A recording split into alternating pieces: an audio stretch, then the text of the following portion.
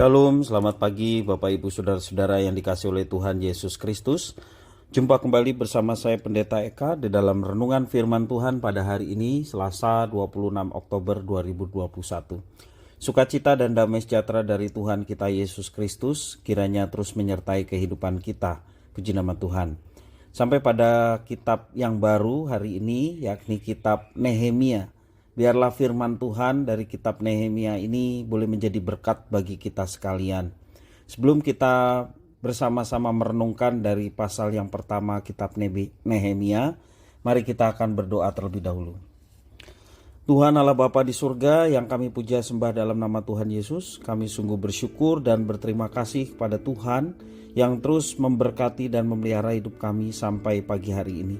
Terima kasih Tuhan atas kasih dan pemeliharaan Tuhan yang sungguh nyata. Biarlah kami ingin terus dekat dengan Tuhan dan firman Tuhan yang menguasai hati dan pikiran kami, sehingga hidup kami diterangi oleh kebenaran firman-Mu.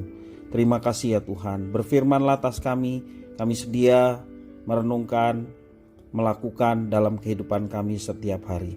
Terpujilah nama-Mu Bapa, demi nama Tuhan Yesus kami berdoa. Amin.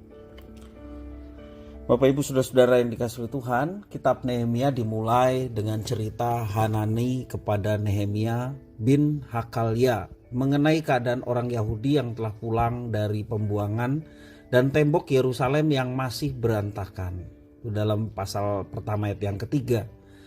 Cerita Hanani itulah yang membuat Nehemia, sang juru minuman Raja Artasasta, bertekad untuk membangun kembali tembok Yerusalem. Nehemia agaknya memahami bahwa persoalan pembangunan tembok bukanlah persoalan fisik belaka. Pembangunan tembok juga merupakan persoalan spiritual, sehingga Nehemia pun melibatkan Allah dalam upaya tersebut melalui doa. Doa menjadi senjata strategis bagi Nehemia, apalagi pada waktu itu dia bukanlah manusia bebas. Meski menjadi orang kepercayaan raja, dengan pangkat yang cukup tinggi, Nehemia tetaplah berada di bawah kuasa raja. Doa Nehemia pun terkabul. Raja Artasasta mengutusnya sebagai utusan raja untuk membangun tembok Yerusalem. Pembangunan tembok ternyata tidak berjalan mulus. Nehemia bersama umat harus membangun tembok dalam keadaan bersiaga guna menghadapi serangan musuh. Itu di dalam Nehemia pasal 4 nanti ya, kita baca.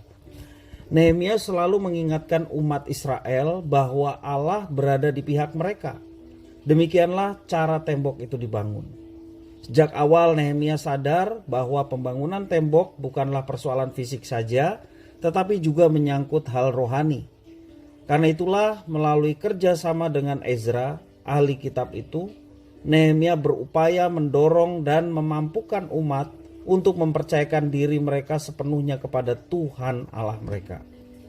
Dan semua itu dimulai dengan pertobatan nasional, mengakui dosa mereka dan kesalahan nenek moyang mereka. Bapak Ibu Saudara-saudara yang dikasihi oleh Tuhan, kitab Nehemia diakhiri dengan kisah bagaimana Nehemia tetap setia dan teguh dalam memegang hukum Taurat Allah. Misalnya, Nehemia mengingatkan umat untuk kewajiban mereka memberikan sumbangan bagi orang-orang Lewi, juga pengudusan terhadap hari Sabat. Nehemia berkali-kali berpesan bahwa kekudusan hidup umat Allah merupakan keniscayaan karena mereka adalah umat Allah. Dan karena tidak menjaga kekudusan hiduplah umat Israel dibuang ke Babel. Pesan yang masih relevan sampai saat ini. Nah, Bapak Ibu Saudara-saudara yang dikasihi oleh Tuhan, begitulah pengantar dari kitab Nehemia.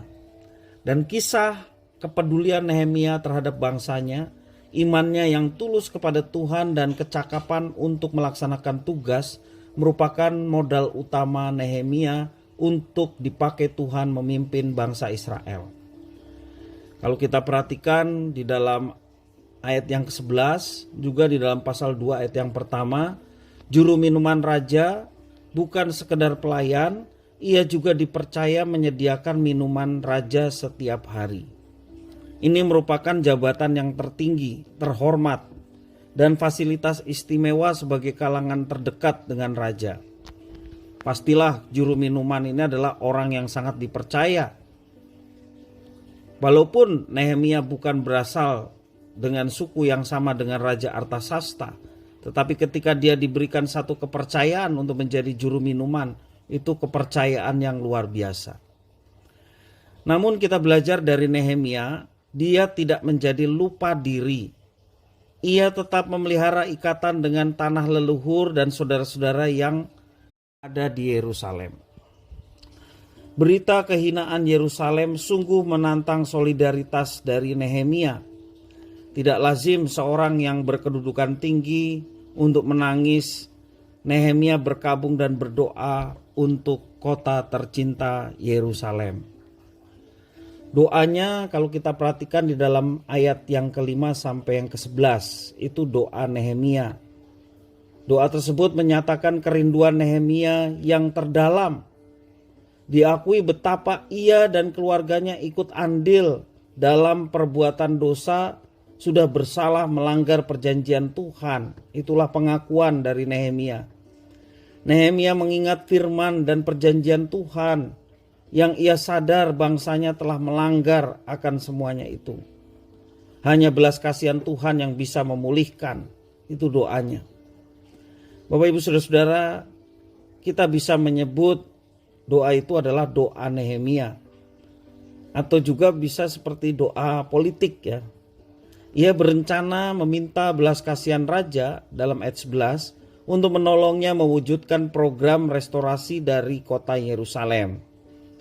Lebih dari itu, ia percaya bahwa Tuhan melihat ketulusan iman dan kesungguhan hatinya.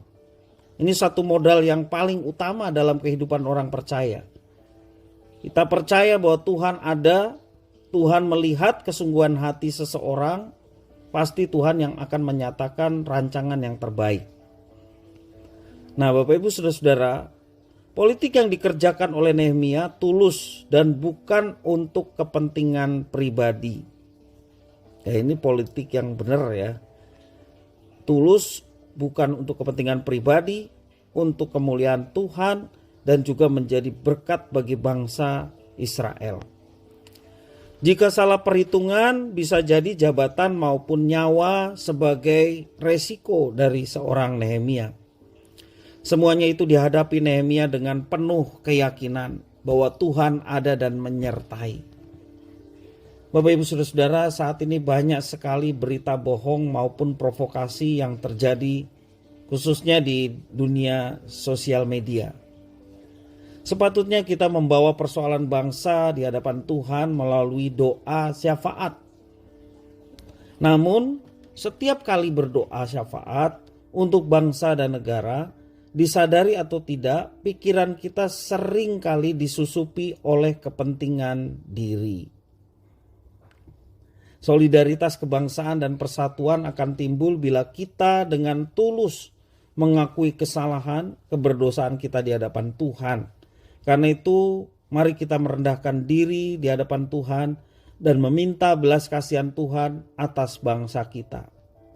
Mari kita menjadi figur Nehemia di masa sekarang yang begitu mengasihi bangsanya, dan dia melakukan satu tindakan bahkan pengorbanan untuk kepentingan bangsanya. Dan hal itu juga bisa kita lakukan di masa sekarang ini. Kita boleh menjadi berkat bagi bangsa ini. Diawali dengan ketundukan kita kepada Tuhan, pengampunan dosa, dan permohonan supaya Tuhan juga senantiasa menolong kita untuk hidup dalam rencananya. Karena Tuhan memiliki rencana, semua orang bisa mengenal pribadi yang baik, yang agung, dan menyelamatkan, yakni Tuhan di dalam Yesus Kristus. Sehingga melalui itu semua banyak orang yang boleh mengenal dan diselamatkan. Bapak Ibu Saudara-saudara, itulah tujuan kasih yang utama dalam kehidupan kita sebagai orang percaya. Mengasihi bangsa ini, mengasihi supaya mereka pun turut dalam keselamatan di dalam Yesus Kristus. Mengasihi bangsa ini supaya seluruh rakyat Indonesia juga mengalami kesejahteraan. Mengasihi bangsa ini, kita berdoa supaya bangsa ini bisa saling menghargai satu dengan yang lain, bisa saling menghormati satu dengan yang lain. dan segala bentuk usaha untuk pengacauan ataupun tindakan-tindakan yang merusak persatuan dan kesatuan.